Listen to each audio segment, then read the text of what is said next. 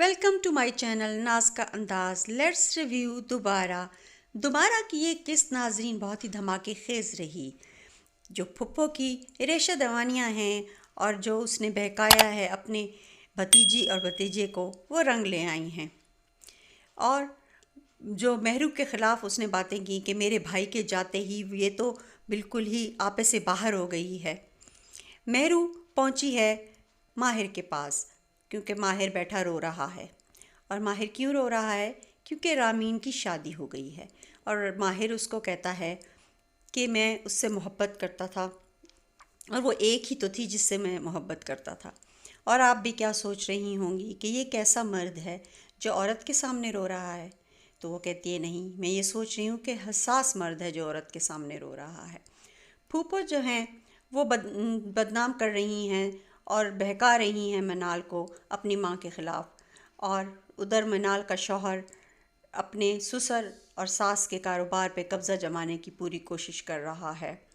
اس نے پوری ایک سازش رچا لی ہے اور اس کا جو سیکرٹری ہے وہ سمجھ نہیں پا رہا. اس سے بھی وہ جھوٹ بولتا ہے کہ یہ سب کچھ جو میں کر رہا ہوں وہ میڈم مہرو کے کہنے پہ کر رہا ہوں، تو تم ہماری پرسنل باتیں کسی کو نہیں بتانا.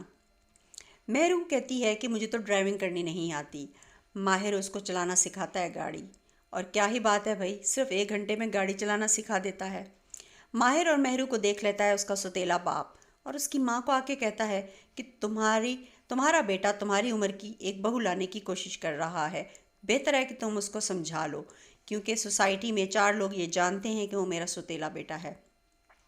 اس کی ماں نہیں مانتی کہ ایسا نہیں ہو سکتا، میں اپنے بیٹے سے بات کروں گی، ایسا کیسے ممکن ہے. مہرو لے کر پہنچتی ہے ماہر کو اپنے گھر میں. مگر کیا ہوتا ہے کہ جیسے ہی پہنچتی ہے اس کے بچے اور پھپھو تو پہلے ہی سے تیار بیٹھے ہوتے ہیں. وہ کہتی ہے یہ میرے بچے ہیں، تم مل چکے ہوگے. تو اس کا بیٹا کہتا ہے کہ ہم تو اس سے ملنا بھی نہیں چاہتے اور تم یہاں سے دفع ہو جاؤ، خبردار جو آئندہ میری ماں کے ساتھ نظر آئے. وہ اس کی ماں کو جب مہرو کہنے لگتا ہے تو کہتا ہے میرے باپ نے آج تک مہرو نہیں کہا، تم کون ہوتے ہو اس کو مہرو کہنے والے. تو اس کی ماں کہتی ہے بیٹا میں بھی تو تمہاری دوستوں کو تمہاری اپنی پسند ناپسند کے باوجود قبول کرتی ہوں، یہ میرا دوست ہے، مجھ سے قبول کرو.